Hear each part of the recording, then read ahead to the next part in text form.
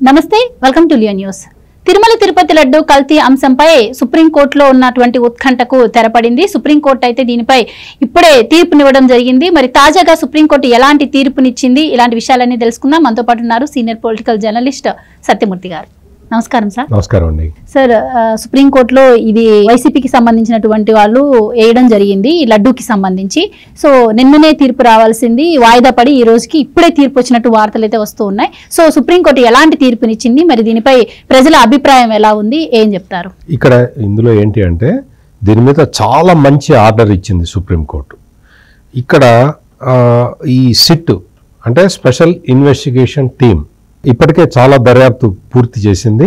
ఇందులో అంటే నెయ్యిలో కల్తీ, అంటే తిరుపతి స్వామివారి లడ్డూలో కల్తీ జరిగిందనేది అది దాదాపుగా ఎస్టాబ్లిష్ అయిపోయిన ఈ నేపథ్యంలో సుప్రీంకోర్టు ఈ ఆర్డర్ ఇవ్వటం అనేది చాలామంది కోట్లాది మంది వెంకటేశ్వర స్వామి భక్తుల్ని సంతోషపరిచింది. సుప్రీంకోర్టు ఇచ్చిన ఆర్డర్ ఏంటి అంటే స్పెషల్ ఇన్వెస్టిగేటివ్ టీమ్ సిట్ని కాన్స్టిట్యూట్ చేస్తున్నారు. ఈ సిట్లో ఏంటి అంటే మొత్తం ఆంధ్రప్రదేశ్ పోలీసుల నుంచి 2 సభ్యులు ఉంటారు, సిబిఐ నుంచి సిబిఐ డైరెక్టర్ 2 సభ్యుల్ని నామినేట్ చేస్తారు, food safety and security authority of India వాళ్ళ నుంచి ఒక సీనియర్ అధికారిని ఇందులో వేస్తారు. ఇది మొత్తం కూడా దీనికి సిబిఐ డైరెక్టర్ నేతృత్వం వహిస్తాడు అని అద్భుతమైన ఆర్డర్ని సుప్రీంకోర్టు ఇచ్చింది. మొత్తం వెంకటేశ్వర స్వామి భక్తులందరూ కూడా కోరుకుంటున్నది ఇదే. లడ్డు ప్రసాదంలో స్వామివారి కైంకర్యాలలో మొత్తం అన్ని లోపాలు జరిగినాయి. ఈ యానిమల్ ఫ్యాట్ కలిసిన ఒక ఈ నెయ్యిని వీటిట్లో వాడారు అనేది ఇప్పుడు ప్రధానమైన ఆరోపణ. ఈ ప్రధానమైన ఆరోపణకి దీనికి మొత్తం సంబంధించి ప్రాథమిక సాక్ష్యాధారాలు ఉన్నాయి అని సుప్రీంకోర్టు నమ్మినందువల్లే ఈ ప్రత్యేకమైన సిట్ని ఆదేశించింది అని మనందరం కూడా భావించవచ్చు. అంటే లడ్డూలో కల్తీ జరిగింది, స్వామివారి ప్రసాదాల్లో కల్తీ జరిగింది. ఎందుకు? ఈ వైవి సుబ్బారెడ్డి, ఈ భూమన కరుణాకర్ రెడ్డి, ధర్మారెడ్డి, ఈ ముగ్గురికి బాస్ అయిన జగన్మోహన్ రెడ్డి పాలనలో కల్తీ నెయ్యి తీసుకొచ్చి అందులో కలిపారు అనేది విస్పష్టంగా సుప్రీంకోర్టు నమ్మింది కాబట్టే ఇటువంటి ఆదేశాలు ఇచ్చింది. నిన్న మొన్నటి వరకు కూడా ఈ జగన్మోహన్ రెడ్డి అండ్ బ్యాచ్ వీళ్ళందరూ కూడా రకరకాలుగా కామెంట్లు చేస్తూ ఉన్నారు.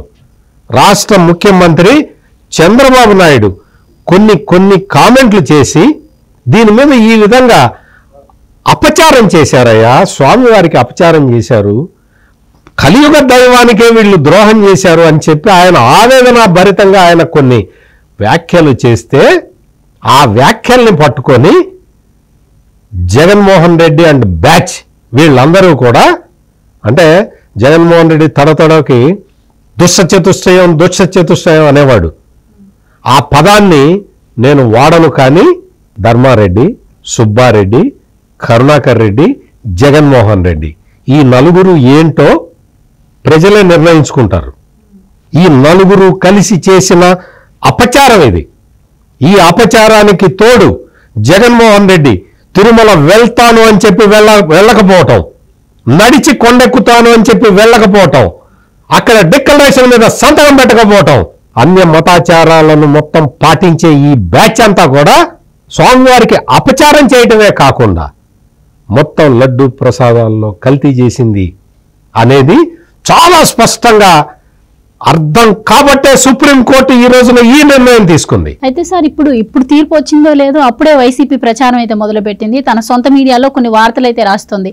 చంద్రబాబుకి ఎదురు దెబ్బ తగిలింది, సిట్ని సుప్రీంకోర్టు రద్దు చేసింది, దీనిపై కేంద్ర పర్యవేక్షణ కూడా ఉండాలి, సూపర్విజన్ ఉండాలి అని చెప్పి ఇంకొంతమందిని యాడ్ చేసింది అని చెప్పి కూడా ప్రచారం చేసింది. సిట్ రద్దు చేసింది అంటారా మరి వైసీపీ ప్రచారం? అంటే దాని అర్థం ఏంటి? వాళ్ళకి తెలీదు.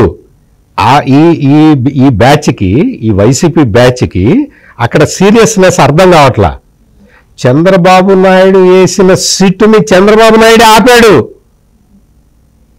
ఈ బ్లూ పేటీఎం బ్యాచ్కి ఆ విషయం చెప్పాలి, మనం క్లియర్గా చెప్పాలి.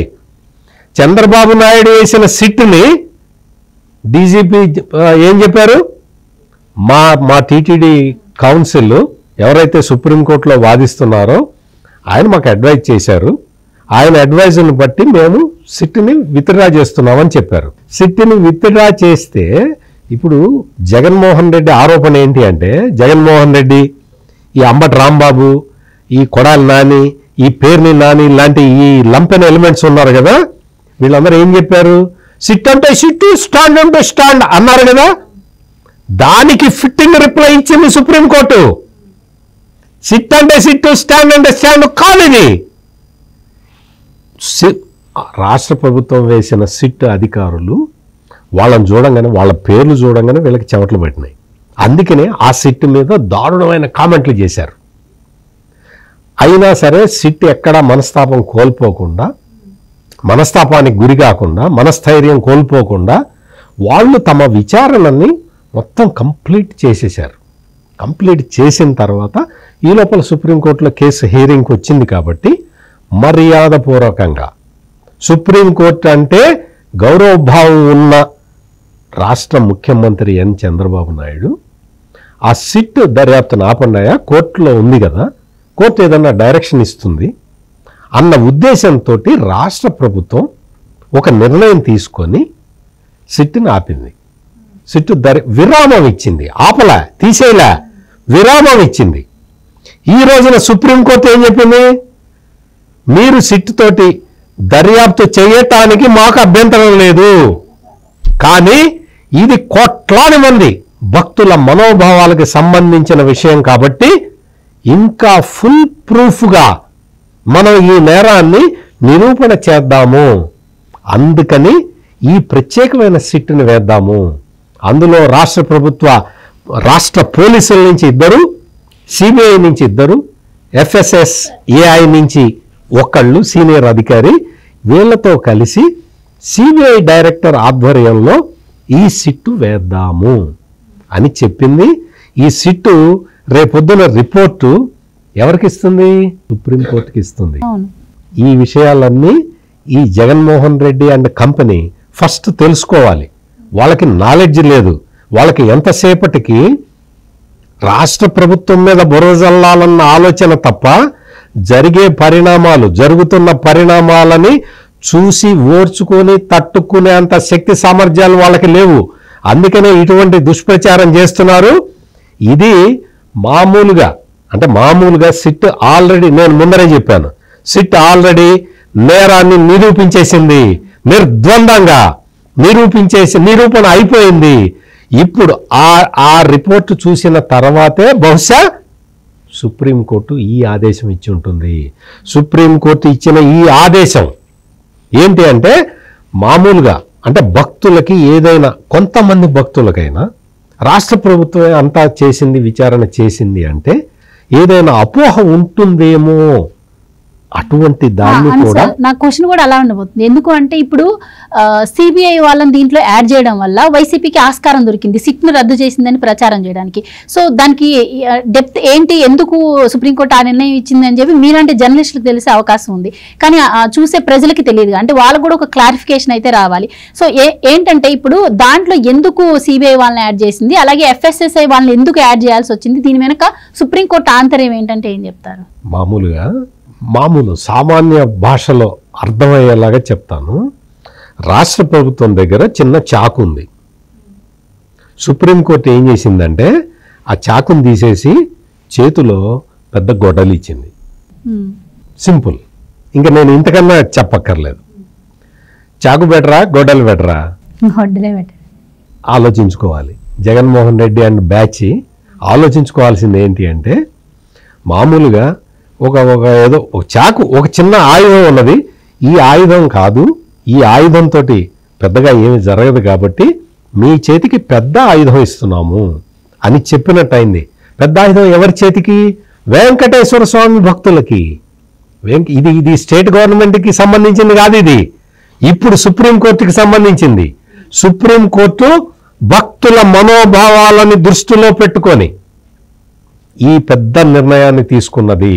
ఈ నిర్ణయము మొత్తం ఎవడైతే తప్పు చేశాడో, ఎవడైతే ఆ ట్యాంకర్లు శ్రీ వైష్ణవి ట్యాంకర్లలో సగం కొవ్వు నింపి ఆ తర్వాత తీసుకెళ్లి మొత్తం అక్కడ ఏఆర్ ఫుడ్స్ లో మిగిలిన కొవ్వు నింపి తీసుకొచ్చి తిరుపతిలో డెలివరీ చేస్తే మాట్లాడకుండా నోరు మూసుకొని ఎవరు కూర్చొని ఉన్నారో వాళ్ళందరికీ ఈ రోజున ఏం జరుగుతుందో నేను ఇప్పుడే చెప్పక్కర్లేదు.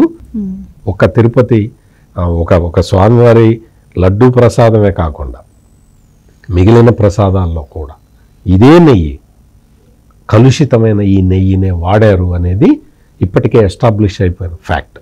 ఇదొక్కటే కాకుండా మొత్తం లడ్డూలో వాడే ఇంగ్రీడియంట్స్ అన్నీ కూడా నాసి రకమైన వస్తువులు వాడారు.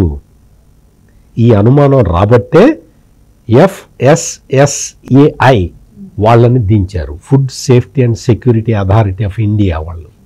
అంటే ఏంటి అర్థం ఏంటి? మొత్తం అక్కడ ఆహార పదార్థాలన్నీ కలుషితం చేశారు. అది నిర్ధారించటానికి ఈ నిపుణుడిని కూడా ఈ సిట్టులో యాడ్ చేశారు. మామూలుగా రాష్ట్ర ప్రభుత్వం అయితే సిబిఐ వాళ్ళని యాడ్ చేయలేదు, ఈ FSSAI వాళ్ళని యాడ్ చేయలేదు కదా. ఆ పని సుప్రీంకోర్టు చేసింది. జగన్మోహన్ రెడ్డి ఒక్క నిమిషం ఆలోచించి సుప్రీంకోర్టు ఆర్డర్ మొత్తం చదువుకో, చెమట్లు పడతాయి నీకు. నువ్వు చేసిన తప్పుకి నువ్వు స్వామివారి మెట్లు నడుచుకుంటూ ఎక్కడమే కాకుండా ప్రతి మెట్టుకి పసుపు కుంకుమ పెట్టి హారతి వెలిగించి మోకాళ్ళ మీద నువ్వు నీ భార్య నడుచుకుంటూ వెళ్ళినా కూడా ఈ మొత్తం పాపానికి ప్రాయశ్చిత్తం జరగదు. గుర్తుపెట్టుకో జగన్మోహన్ రెడ్డి, ఇది నువ్వు ముందర గ్రహించి తర్వాత సుబ్బారెడ్డికి, భూమన కరుణాకర్ రెడ్డికి, ధర్మారెడ్డికి కూడా చెప్పు. వాళ్ళందరూ నీతో టచ్లో ఉన్నారు కదా. మరీ ముఖ్యంగా వెంకటేశ్వర స్వామి భక్తులకి ఇన్ని రోజుల పాటు మనోవేదన మిగిలింది. ఆ మనోవేదనని సుప్రీంకోర్టు ఈరోజు పరిష్కరించింది. అందుకు సుప్రీంకోర్టుకి మొత్తం వెంకటేశ్వర స్వామి భక్తుల తరఫున నేను ధన్యవాదాలు చెప్తున్నాను.